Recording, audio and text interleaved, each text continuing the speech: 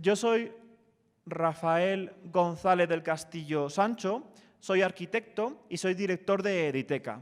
También soy director de La Neoteca, que es un estudio de arquitectura. Soy arquitecto por la Politécnica de Madrid y además soy Master BIM certificado por Autodesk. También nuestros Master BIM son oficiales de Autodesk. Y también soy Master MBA por CERN Business School. Soy una persona que soy muy activa en LinkedIn, así que os animo a agregarme si no me tenéis ya agregado. Suelo compartir mucho, tanto nuestros artículos como artículos de otros profesionales que me parecen interesantes, siempre relacionado con arquitectura, ingeniería y nuevas tecnologías. Bien, aparte, soy Autodesk Revit Certified Professional. ¿Qué es esto? Esto es una certificación que emite Autodesk, hay que hacer un examen oficial, Editeca prepara para estos exámenes y si lo apruebas, este certificado pues tiene de validez internacional. De hecho, es un único examen con muchas preguntas que se hacen en todo el mundo. Y luego, pues si das clase en un Autodesk Training Center como es Editeca, pues te puedes certificar como lo que pone aquí, Autodesk Certified Instructor. ¿Vale? Bueno, si luego me chequeáis, a mí me gusta definirme más como un experto en BIM, sé bastante en BIM, llevo muchos años en esto y soy pionero en las nuevas tecnologías en BIM, pues por ejemplo en programación y en Dynamo. Luego ya ha crecido mucho y yo me he dedicado un poquito más a la gestión, que es de lo que os vengo a hablar hoy. Y he formado a muchísimas empresas y a muchísimos alumnos, pero me gustaría comentaros que hemos formado a empresas en las que aquí también tenéis sede, como por ejemplo puede ser Sener, Grupo Ortiz, de la cual hablaré después, IDOM, SACIR, Ferrovial. Hemos formado a grandes empresas y también a pequeñas, ¿vale? En formación, consultoría e implantaciones. También a TIPSA y Acciona. Entonces, ¿qué es lo que os vengo a contar hoy? Y me ha gustado que ninguna de las personas viene sin saber qué es BIM. Es decir, todos sabéis lo que es BIM. Genial, porque así me saltaré algunas diapositivas. Hoy os voy a contar cómo gestionar proyectos BIM optimizados y os voy a dar mi visión con mis proyectos, pero yo he recopilado más de 50 profesionales, más de 50 opiniones de estos profesionales, que la mayoría son docentes de Editeca, y entre todos hemos elaborado una pequeña guía, unos pequeños puntos que hoy os voy a comentar. También os digo que, como es mucha información, no os preocupéis porque a todos los asistentes presenciales y online os mandaremos las presentaciones os las mandaremos. Tardaremos un poquito, pero os las mandaremos. Vale. Bueno, Editeca, además, el año pasado se certificó como una joven empresa innovadora por AENOR. Tuvimos que hacer mucho papeleo, auditoría y tuvieron que revisar toda nuestra formación como era, porque automatizamos y optimizamos muchos de los procesos y nos han certificado. Venga, ahora os voy a contar rápidamente un poco cómo empecé, que puede ser que sea como muchos de los casos que aquí presentes. Bueno, yo había trabajado en varios estudios de arquitectura y de ingeniería, haciendo proyectos nacionales en España, pero también internacionales. Hubo un momento que ya dije, bueno, voy a dar el paso. Y me monté mi propio estudio, La Neoteca. ¿Qué me pasó? Que por aquel momento solo trabajaba en CAD y me era bastante complicado conseguir clientes.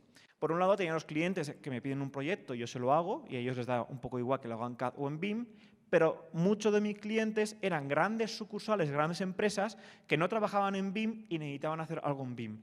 Claro, yo les ofrecía CAD y era mucho más difícil, ¿no? Entonces, es cuando empecé a ofertarles los proyectos en BIM.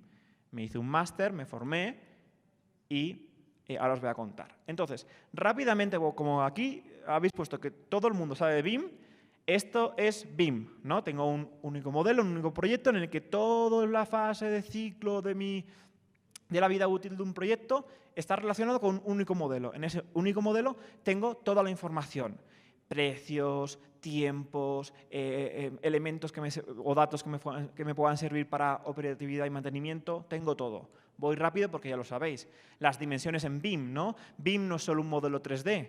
Es un modelo 3D al que le puedo meter la variable del tiempo, al que le puedo meter los costes, meter parámetros de sostenibilidad o también llegar a que sea un modelo BIM vivo para las personas que gestionen y operen estos modelos, ¿vale? Una vez construidos. ¿Vale? Y BIM, ya sabéis que no son solo para arquitectos e ingenieros, sino también es para el constructor, también es para el albañil y de esto os contaré mucho más. Esto lo paso rápido porque como habéis dicho que sabéis BIM, pues vamos a lo difícil, y este es el BEP. Vale. Como tengo solo media hora, quiero contar solo pequeña cosa. Luego en editeca.com hicimos el año pasado también una guía muy buena en la cual decimos los puntos importantes para hacer una implantación BIM, una transición de CAD a BIM. Si os interesa, porque queréis dar este paso, es gratuito y podéis entrar directamente ahí a verlo. Vale, y ahora ya vuelvo otra vez y retomo mi presentación. Vale. El gran cambio de CAD a BIM fue que yo me formé en un Master BIM y entonces conseguí hacer varios proyectos. Este es uno de ellos, que lo hicimos en colaboración con Estudio Gronda. Pero lo bueno es que yo no me quedé solo en el Master BIM, porque yo vi que con el BIM, pues sí podía tener bastantes clientes, pero yo ya me metí en la gestión de proyectos, me metí en la programación para optimizar y optimizar proyectos y procesos. Y ahora os voy a contar un caso de fracaso, como todo. Vale. Con estas pequeñas cosas me gustaría que pensarais, ¿creo que tengo yo todos mis proyectos y todos mis procesos muy optimizados o creo que hay algo que puedo hacer mejor? Quiero que lo penséis un poco y también esta conferencia va a ser para que penséis, oye, algo ha dicho Rafa que me puede servir bien a mí para hacerlo y lo puedo aplicar desde ya, o esto ya lo aplico o esto me parece demasiado para mí, ¿vale? Es un nivel un poquito más alto que una charla tipo de BIM. Entonces, esta slide es para mí. Respiro, porque ahora os voy a dar ya el contenido de valor. No pasa nada, si podéis apuntar en el móvil o en un cuaderno bien, y si no, os paso las presentaciones. No os agobiéis, que soy una persona que habla rápido. Mi caso real. Un proyecto bien que hicimos hace un par de años más. No, era un co-living, era un sitio muy moderno que está ahora muy de moda en Madrid, que es entre un hotel y una residencia universitaria. Entonces, estaban reformando un edificio y nos encargaron hacer pues, la parte de BIM pues, para la gestión de obra, ¿no? Hicimos arquitectura, estructuras, instalaciones y demás. Hasta ahí estupendo, teníamos el conocimiento. ¿Qué pasa? Que el cliente también quería tener una aplicación en la cual el inquilino, si se le rompía una luminaria, cliqueara en la aplicación y al Property Manager, que era el Conserje Community Manager, le apareciera en su aplicación, subiera y la cambiara. Lo admito, ese conocimiento no lo teníamos, ni interno, ni conocía a nadie que programara encima con mi modelo BIM, porque yo puedo programar, hacer un 3D Max o lo que fuera, pero claro, mi modelo BIM yo ya tenía estos datos. Yo ya tenía esa luminaria, cuánto costaba, cómo había que arreglarla y demás, pero no sabía conectarla a una aplicación. ¿Vale? Bueno. ¿Qué sucedió? Aquí tenéis una imagen que quedó muy bonito. ¿Qué sucedió? ¿Qué me hubiera gustado tener? Pues me hubiera gustado tener que el mercado de la programación hubiera estado mucho más avanzado y que el mercado de la gestión de proyectos, más lo que es el mantenimiento, porque de eso trataba al final este proyecto, aparte de construirlo, pues hubiera estado un poquito más avanzado, ¿vale? Y bueno, me hubiera ayudado pues que los clientes hubieran conocido qué es BIM. Y una cosa de la que voy a hablar mucho, y seguramente el resto de ponentes lo harán también, es qué quiere el cliente o qué le tengo que transmitir al cliente para que me diga lo que quiere, que son los usos BIM, qué uso quiere hacer con su proyecto, ¿vale? También me hubiera gustado una cosa que es muy importante, saber presupuestar mejor. ¿Por qué? Porque es muy difícil presupuestar cosas nuevas. De esto también tenemos otro, si no me escribís por LinkedIn, yo os mando otro webinar o artículo para saber presupuestar bien un modelo BIM. ¿Vale? Y luego, internamente, me hubiera gustado tener unos estándares establecidos. Lo que pasa es que cuando haces un primer proyecto en el que te piden esto, pues tienes que innovar y avanzar un poquito más. Vale, y luego os voy a contar una victoria completa, para que no veáis que solo tengo fracasos. Una victoria completa, un laboratorio, un proyecto de laboratorio. Este fue muy bueno. ¿Por qué? Porque nosotros como Editeca ya habíamos formado a esa empresa. Lo que pasa que bueno, no tenían suficiente personal, no tenían tiempo y nos dijeron, ¿por qué no hacéis vosotros el primer proyecto? ¿Vale? Y les hicimos el primer proyecto de laboratorio y fue estupendo, porque ya se habían formado con nuestra metodología, con nuestros estándares y luego lo único que necesitaban era que modeláramos las familias según unos parámetros establecidos que se pudieran vincular con su programa de presupuestos, que no sé cuál era, pero el programa de presupuestos cogía unos parámetros en Excel, entonces yo y mi equipo, exportamos ese proyecto con esos parámetros. Victoria 100%, todo a tiempo, salió rentable para tanto el cliente como el proveedor, ¿vale? Entonces, ahora ya vais a ver un poco por dónde van a ir los tiros, ¿no? Que los tiros van más porque hay que tener muy claro al principio qué es lo que quiero hacer y tener unos requisitos muy establecidos. Y de eso viene un poco la gestión optimizada. Vale, a partir de aquí ya es un resumen de lo que he hecho con el resto de mis compañeros, docentes y profesionales. Hemos resumido todo esto en 5 puntos. ¿Qué podemos evitar? ¿Qué podemos mejorar en la gestión BIM para evitar errores? Lo primero de todo, tener los usos BIM de mi proyecto muy bien definidos. Saber qué es lo que quiere el cliente y qué es lo que le voy a entregar. Segundo, asignar unos roles BIM a los profesionales del proyecto. ¿Qué va a hacer cada persona? ¿Vale? ¿Y de qué es responsable cada persona? E incluso hasta dónde es responsable cada persona. Porque el modelo BIM es un modelo vivo que yo voy a entregar y otra persona lo va a gestionar, va a trabajar con él. Lo mismo en el 3, ajustar el LOD definido en mi BEP. Espero que entendáis el LOD, que es el nivel de definición, y el BEP es el contrato que hago, ¿no? Con todos los agentes, el Business Execution Plan. Si yo digo que voy a hacer un LOD a 300, no lo haga a 500. ¿Por qué no? Porque no me han pagado por el de 500, para un nivel muy alto, sino me han pagado para el de 300. Y el cuarto es una cosa que me lo dijo un compañero y me pareció muy bien.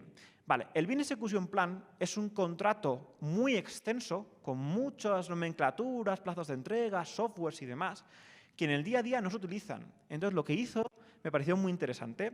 El Business Execution Plan se firman, pero luego se resumen las cosas más importantes que sueles tener cada día, cuándo se entrega este archivo o cómo se tiene que nombrar ciertas partes del proyecto. Y todo eso se lo imprimían y se lo ponían detrás de la pantalla del compañero de enfrente. Entonces estaba muy bien porque cada día podían verlo cómo tenían que hacer las cosas, si no te las aprendes.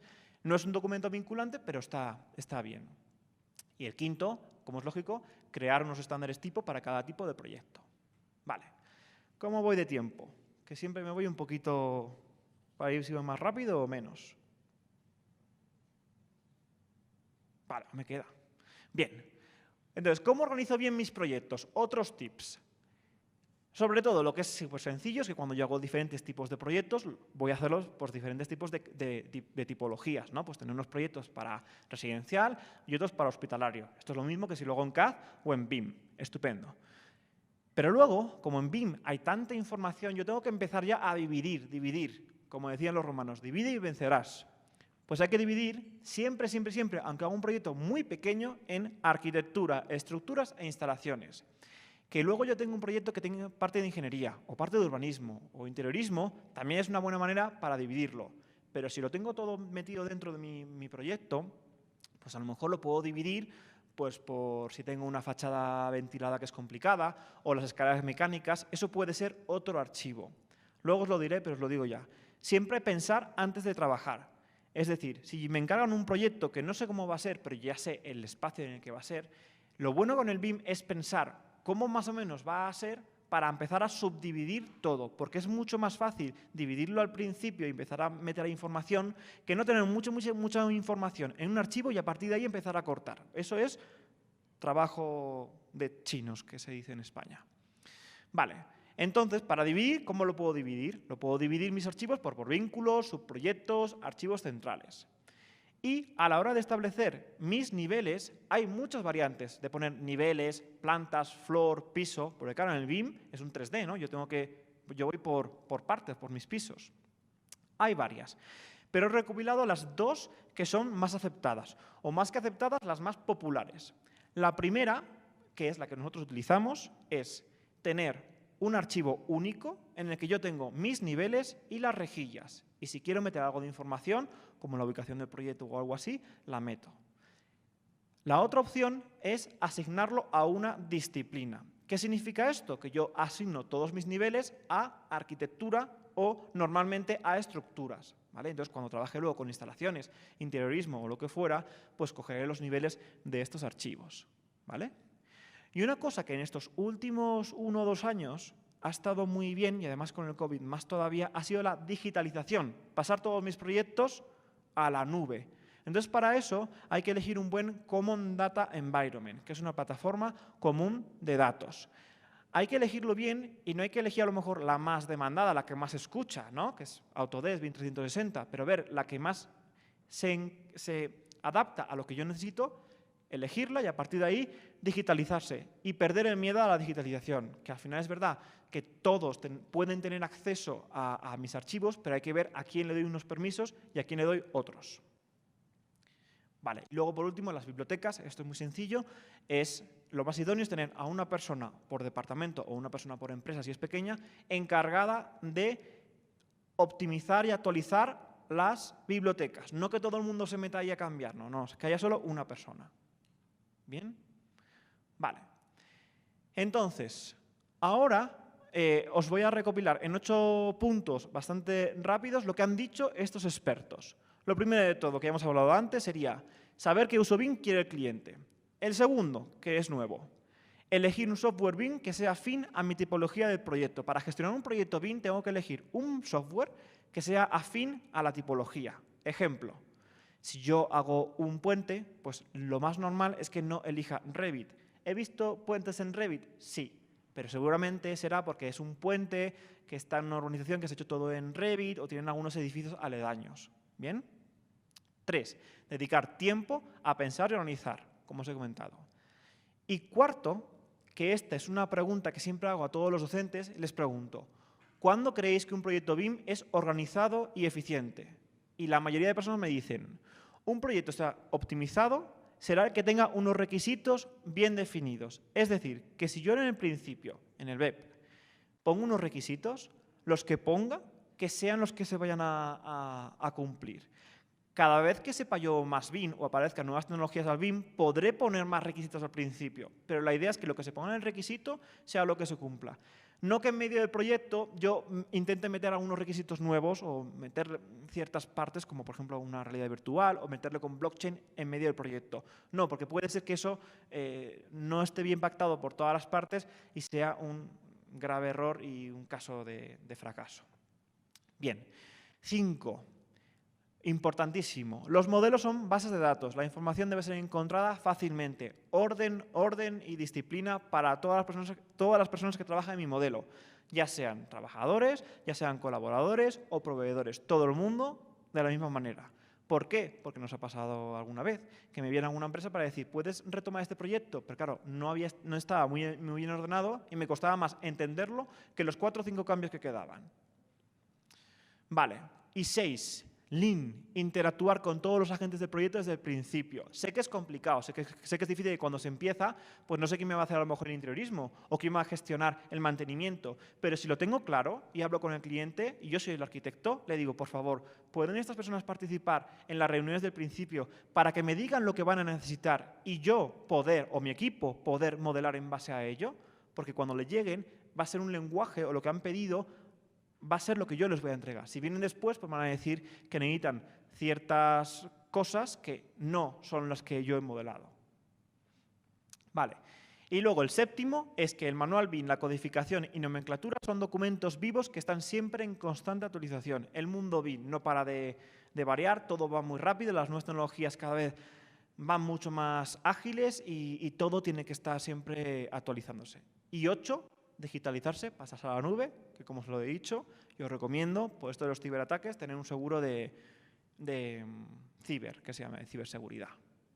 Bien, vale, aquí os pongo dos pantallazos de BIM 360 y de Autodesk Forge.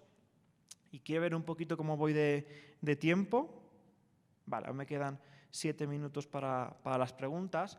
Vale, entonces ahora voy a ir un escalón más arriba, ¿vale? Bien, hablando con profesionales, les he preguntado, oye, vamos a hablar del control de calidad de los modelos BIM. ¿Qué errores soléis tener que yo pueda decir a la gente que me está escuchando hoy que lo tengan en cuenta para que no le suceda? Vale, lo primero de todo es muy sencillo, pero es que es vital. Como trabajo con tantas personas, lo importante es que tenga muy claro los nombres de los archivos, que ponga la disciplina, el año o el proyecto. Decidir la ubicación, poner el punto 000, para que si luego alguien se inserta otro en otra cosa, coincida y no haya que moverlo. Lo de los niveles, decidirlo. Si hemos decidido que los niveles van en un archivo solo con ello, ese proyecto será todo así. No que venga un proveedor que diga, yo es que no tengo los niveles en estructuras. Pues no, lo siento. Te coges los de mi archivo. El uso de mi modelo. Ya lo hemos hablado muchas veces. Y los 2 siguientes puntos es muy importante. Cuando yo empiezo un proyecto, o bueno, si yo ya trabajo con muchos proyectos BIM y he elegido esto, hay que seguirlo. Es decir, yo tengo que elegir un sistema de clasificación. Master Format, Gubin Class, hay bastantes. Hay que elegirlo y hay que seguirlo. Y cuando elijo un estándar, tengo que utilizar todos esos códigos y ser muy, muy claro, porque luego, como no lo haga bien y tenga que exportar ciertos elementos, como no esté exactamente bien nombrado, pues todo hay que hacer una auditoría del proyecto y casi volver a empezar en el tema de los códigos. Vale, cuidado, cuidado, cuidado con los duplicados e interferencias. ¿Por qué? Porque hay tantos datos y demás que puede ser que una viga la haya duplicado o me interseque con otra. Hablando de Revit, hay herramientas en las que yo puedo hacer cortes de interferencias para que nada se toque con nada, y luego también está Navisworks, ¿vale? Pero esto es uno de los grandes problemas a la hora de cuando se terminan los proyectos. Y una cosa que me parece muy importante es que configure muy bien los elementos. Y he traído varios ejemplos. Por ejemplo, ¿mi elemento, mi familia, mi objeto BIM es de carga? ¿Sí o no? ¿Es exterior? ¿Es una puerta exterior? ¿Sí o no? ¿O resiste al fuego este material? ¿Sí o no? Esto es muy importante tenerlo en cuenta.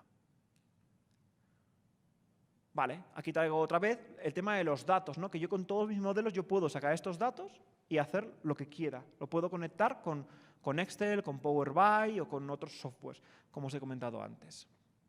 Vale, y todo esto que he hablado sirve para arquitectura, sirve para ingeniería civil, sirve para todo el sector de la construcción. La semana pasada hicimos una mesa redonda en el ámbito de ingeniería civil en Editeca, y comentaba uno de los ponentes. Es verdad que en ingeniería civil van un poquito más lentos en la digitalización, pero él ya estaba ofreciendo estos servicios. Él decía, yo hago consultoría, puedo ayudar en la redacción de un BIM Executive Plan, un plan de ejecución BIM, me presento a licitaciones públicas, hago modelado BIM, hago implantación BIM o renders, ¿vale?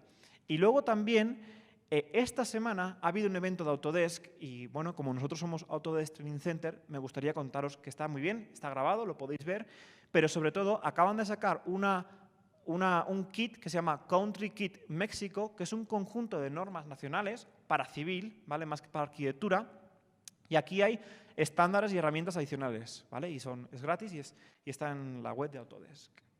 Así que, nada, me sobran incluso 3 minutos. O sea, que me podéis preguntar si queréis todo lo que queráis. Me paso para este lado para tener la distancia y espero que os haya gustado mi ponencia.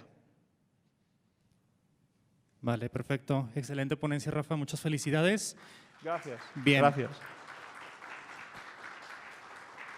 Gracias. Pasamos ahora al tema de las preguntas. Me gustaría primero que nada abordar las preguntas del público que tenemos aquí presente. ¿Alguno de ustedes tiene alguna pregunta para el arquitecto Rafael? ¿Alguien que desee preguntar algo? Si no, pasamos a las preguntas por streaming. Ok. Buenos días. Tú defines áreas, arquitectura, ingeniería e instalaciones. Bueno, en tu entender, ¿cómo defines arquitectura y cómo defines ingeniería? Porque aquí en México luego mezclamos o entendemos diferente, dependiendo de nuestra procedencia. Gracias. Sí, las áreas podría ser todo, porque podría ser ingeniería civil y podría ser ingeniería de obras públicas, etc., etc., porque áreas no está como tipificado. Cuando he hablado de arquitectura, estructura e instalaciones, son disciplinas. Quizá no he dicho la palabra disciplina, pero sí que la diferencia es entre arquitectura, estructuras e instalaciones. Es decir, un proyecto de ingeniería o un proyecto de arquitectura seguramente tendrá las partes de arquitectura, estructuras e instalaciones. Creo que en arquitectura se entiende, pero en ingeniería civil, pues por ejemplo, como puede ser un hangar o una industria, la arquitectura sería más lo que es el caparazón a lo mejor o las oficinas, la parte de estructura pues serían todas las estructuras, ¿no? Los pilares, los trascerches y demás, y la parte de instalaciones pues sería pues todo el tema de ahí, si manejan fluidos y tuberías, sería esa. Si por ejemplo es una plataforma logística y tienen ahí las máquinas, esa sería la parte de instalaciones. Son las 3 disciplinas. Luego aparte, pues sí, podemos poner áreas, ¿no? Pues área puede ser el área de urbanismo, ¿no? Porque no está tipificado en los softwares BIM urbanismo o interiorismo como disciplina. Vale, perfecto. ¿Tenemos otra pregunta? Muchas gracias por por la presentación. De lo que yo quería preguntar es, ¿cómo va a hacer con la evangelización, llamado de cómo encontrar el camino para toda la industria de la construcción? Bueno, no sé en España, pero aquí en México, el cómo hacer la transición de hacer que BIM permee en la industria. ¿Cuál sería tu respuesta? Vale, sí, pues si no has escuchado online, es cómo hacer para que BIM se meta dentro de la industria. Esa es una buena pregunta. Es que esta respuesta no es de México, no es de Colombia, no es de España, no es de, por ejemplo, Alemania que te pueda hablar, porque nosotros cada año, o creo que ahora ya cada 2 años, sacamos un informe del estado BIM, sobre todo de América Latina y de Europa. No nos metemos a lo mejor en China y demás, sino pues, países con los que solemos hablar. Vale, yo creo que al final es todo. Entonces, os voy a hablar, por ejemplo, de Alemania. ¿Qué pasó? Que con Alemania tenían un gobierno que era un poquito más conservador, y entonces Alemania, por ejemplo, no es uno de los países en los que se haya evolucionado más el BIM que, por ejemplo, ha podido ser en Inglaterra o en los países nórdicos, que son mucho más avanzados. Y mira que España es una potencia. Entonces, por norma general te diría, tener un gobierno que apueste por ello. Y como el gobierno es política, pues hay políticas que a algunos les puede parecer bien y otros mal, y cambia de gobierno y pasa todo al revés. Entonces, si la impulsión de estas licitaciones BIM viene de parte del gobierno, eso avanza mucho, porque claro, aquí no lo hemos preguntado, pero la mayoría supongo que seréis profesionales del sector privado. Si os dicen que esto ya pasa en España, porque en España ya pueden exigir que las licitaciones sean de proyectos BIM. Si te dicen, mira, es que yo voy a sacar esta carretera y me la envías en BIM o no te presentas, pues claro, el sector privado se pone las pilas y lo tiene que presentar. Entonces, nos mandan muchas veces a ir en una especie de UTE, que son una unidad de empresas, para que la parte de BIM la llevemos Editeca, solo para que lo sepáis. Pero, o sea, sobre todo es que venga del sector público. ¿Qué pasa? Que tiene que venir por el sector privado, no porque es obligatorio, sino por todas las bondades que da el BIM, que también me podría hacer. Hoy podría estar todo el día hablando de BIM y hoy hablando solo de ventajas y oportunidades. ¿Qué ventajas hay que decirle al cliente a la hora de convencerle? Que es que va a tener un modelo BIM, incluso puede tener, si yo lo trabajo, puede llegar a tener un modelo BIM real de cómo funciona su edificio, ¿vale? Que ese término se llama Digital Twin. Si, por ejemplo, ¿qué nos ha pasado?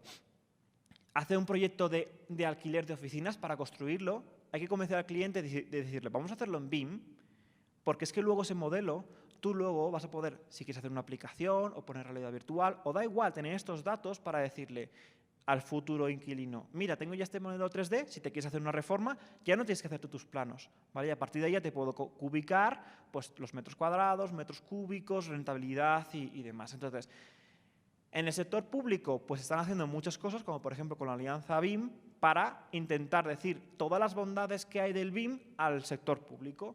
Pero el sector privado lo que creo que tiene que hacer es intentar convencer al cliente de todo el beneficio que va a hacer. Y el beneficio es decirle, es que, cliente mío apreciado, si lo hacemos en BIM, te voy a poder dar unos planos tan detallados que te voy a poder ahorrar en obra un X% de materiales, porque lo tengo todo muy definido. Y aunque a lo mejor el modelo BIM pueda costar un poco más, digo pueda porque depende, claro, gente que ya lleva muchos años con el BIM ya tiene toda su metodología implantada. Gente que está empezando le cuesta un poco más y tiene que computar esa parte de que se le va a desviar un poco el precio. Pero si al cliente le dices, vas a ahorrar todo esto porque te voy a dar planos, o al constructor le voy a dar planos, que voy a poder afinar el presupuesto hasta la silla que vas a comprar en el modelo BIM, te voy a poder decir cuánto cuesta. Y si cambias una pata de la silla, también te puedo decir cuánto cuesta, puedes afinar muchísimo. Entonces, cuando al cliente le dices, es tema de dinero, ya te dice, me lo voy a pensar. Perdón que he ido un poco más largo. Vale, perfecto. ¿Alguna otra pregunta, una última pregunta que tengan de manera presencial? ¿Ok? Ahora viene Cristina para… Esto tiene que ver con lo que acaban de comentar. Mira, hace poco se reformó la ley de obra pública aquí en México. Yo participé en esa reforma. Insistí mucho en que se hiciera así obligatorio el tema de BIM, porque incluso uno de los ministerios de aquí, que es Hacienda, que es quien maneja el billullo, también estaban interesados en ese tema. Sin embargo, las demás dependencias pusieron barrera, la Cámara de la Construcción puso barreras, otros colegios de profesionales pusieron barreras. Al final de cuentas, se quedó en el limbo. Entonces ni siquiera se dejó como opcional. Entonces ahorita seguimos en este tema de discusión, ¿cómo hacer que el gobierno acepte el BIM? Porque por más beneficios que le dices, como que no les llama tanto, ¿no? O sea, todavía vemos que quienes manejan esto están en una etapa de hace 300 años e incluso quienes agregan que quien quisiera presentar su proyecto a la mano lo podía hacer a mano.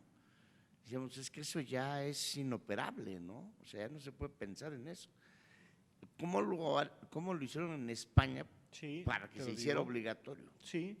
Además, lo que te voy a contar de España se hizo en España. ¿Por qué lo digo esto? Porque por suerte, o a mi parecer, España pertenece a la Unión Europea y tenemos muchas cosas en conjunto. Pero estas iniciativas, bueno, sí hay eventos que tal, pero todo privado. Entonces, en España se creó una comisión, que es la comisión SBIM, ¿vale? Que estaba muy apoyada por el Ministerio de Interior. Entonces se hizo un grupo de trabajo pues, para ver cómo tenía que ser todo este tema de los proyectos BIM para obras públicas. Y al final se hizo. Y desde 2017, aunque fue desde 2017 y al final 2019, pues ya toda licitación pública de más de 2 millones de euros, unos 2.500.000 dólares, todavía no estoy muy habituado a los pesos mexicanos, pues tenía que ofrecerse en BIM y se hace.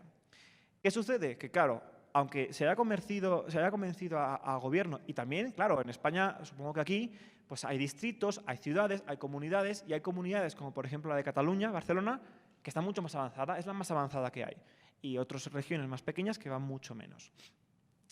Pues eso es trabajar, hacer comisiones, juntaros a lo mejor aquí, ver el tema de la alianza BIM e ir trabajando un poco a poco con las instituciones para que al final lo vean como una bondad.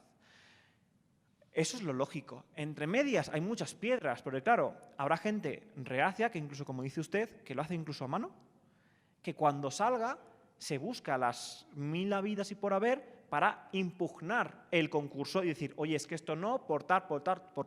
Porque estas personas que se dedican mucho a licitaciones lo tienen todo muy, ya saben muy cómo funciona. Encima les cambian algo, pues están viendo, pues no se publicó en tal o no me puedes cambiar por tal. Y eso ha pasado. De hecho, hay concursos adjudicados que están parados por estas impugnaciones, porque a lo mejor quien hacía la licitación BIM con toda la buena fe del mundo, pues no hizo algo tal, entonces se puede impugnar.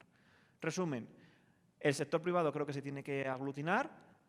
Alguien que fuera bastante potente, pues crear una especie de consorcio o comité y a partir de ahí ir trabajando mucho con las administraciones. Pero yo digo una cosa, llegará tarde o temprano a todos. Porque esto no es que sea, yo siempre lo digo, ¿no? se ha llamado BIM, vale, pero son las nuevas tecnologías aplicadas al sector de la construcción. Lo mismo sucede con pues, las compras online o el sector sanitario, ¿no? que al médico pues antes lo hacía de cierta manera y dentro de poco ya pues tienen que utilizar unas herramientas específicas que ya está todo conectado. Pues que el sector de la construcción se tiene que aliar con las nuevas tecnologías. Y aquí estoy yo y dentro de 5 años si vengo a lo mejor no hablaré de BIM y hablaré del BAM o otra cosa, porque es que esto va sin parar. Vale, excelente. Paso a las preguntas que nos están haciendo de manera online. Por aquí Estupendo. tengo una por parte del arquitecto Daniel Noriega. Rafa, ¿qué beneficios tiene vender el proyecto BIM a un cliente que no está dentro del giro de la construcción? Vale, eso lo he comentado un poco, ¿no? Le puedo decir, yo te voy a entregar un modelo BIM en el cual va a estar tan bien detallado que cuando se lo pase al constructor para que me pase un presupuesto pueda afinar muchísimo. Incluso, además te puedo hacer unos planos con ciertos detalles, incluso le puedo meter incluso programación, puedo hacer unas cerchas un poco más complicadas y con la programación, es que está muy bien, se llama Dynamo, Autodesk Forge, y yo puedo poner unos parámetros y me puede decir el número mínimo de metros cúbicos de metal que necesito para soportar esa estructura. ¿Cuánto ahorro ahí? Una barbaridad. También la otra cosa, pues eso, yo voy a tener un modelo BIM en el que yo se lo voy a entregar y puede hacer realidad virtual si quiere con ellos. Por ejemplo, para promoción inmobiliaria, digo, yo te lo voy a hacer, pero si has vendido sobre papel, estupendo. Pero si vas a vender después, las últimas, llévales a la casa piloto y ponles, o a la obra, y ponles los cascos. Porque todo entra con los ojos, ¿no? O sea, es mucho más fácil, y vosotros arquitectos lo sabéis, vender con un render que con un plano, porque la gente de normal no entiende los planos. Pues si ya es un render y ya le pongo las gafas, o con la tablet en mi modelo BIM, que no hace falta que sea precioso, con mi modelo, en este caso de Revit, y un visualizador, y yo le digo, mira, esta es tu habitación, o esta es tu casa, mira este es el bloque de edificios, y bajo con el selector y le voy enseñando su casa, eso vende. Y como estas, si me dejan más tiempo, se me ocurren más, pero vamos, tengo un webinar también, digo, objetivos y ventajas, y me las saco todas. Ok, te hago una última pregunta que nos están haciendo también de manera online. En este caso, en la mayoría de proyectos intentan usar BIM por ahorro de dinero, pero ninguno lo ha conseguido y al contrario, terminan gastando más. ¿A qué crees que se deba esto? A la madurez BIM, es lo que he comentado antes, no vamos a negarlo. Pasarnos al BIM cuesta, o sea, como la persona que le comentaba antes que antes hacía a mano y luego se pasó a CAD, pues esa transición sucede ahora con BIM. Y es que hay que cambiar todo, es que el AutoCAD eran 4 líneas y yo creía que eso era un muro, no, es que en BIM, en Revit, Archicad, Ecosim, Building Designer, Allplan, todos es un muro. Entonces, que al principio les sale deficitario, pues sí, pero es lo que digo, tenemos que tener un pequeño margen para decir, este proyecto es un proyecto que me va a llevar más, también me va a dar mucho más beneficio porque voy a tener mucho más datos, ¿no? Yo lo que siempre recomiendo es empezar con un proyecto piloto. Algunos me hacen caso, algunos no. Algunos se esperan, les llega el proyecto BIM y me dicen, Rafa, hazlo tú, o otro proveedor, hazlo tú, porque no llegan. Yo que recomiendo hacer un proyecto piloto, algo pequeñito, algo manejable, algo en que incluso, me acabo de acordar de una empresa, ya haya hecho. ¿Por qué? Porque si ya está hecho, aunque sea en CAD, pues solo con pasarlo a BIM y ver un poquito y ya le meto cómo van a ser mis estándares, mis protocolos, cómo lo voy a entregar, cómo lo voy a dividir, todo lo que os he comentado, que a lo mejor te lo haces voy a ser malo, en una semana de trabajo, que sería menos, pero alguien que no tiene mucha experiencia, una semana. Pues es que el siguiente proyecto ya ha hecho el ciclo completo de todo lo que tiene que ser. A lo mejor no se ha metido en la parte de presupuestos, ¿vale? Pero en todo lo que es modelado, sacar los planos para la construcción y demás, todo eso ya lo ha hecho. Y es lo que comentaba, y machaco un poco más la pregunta.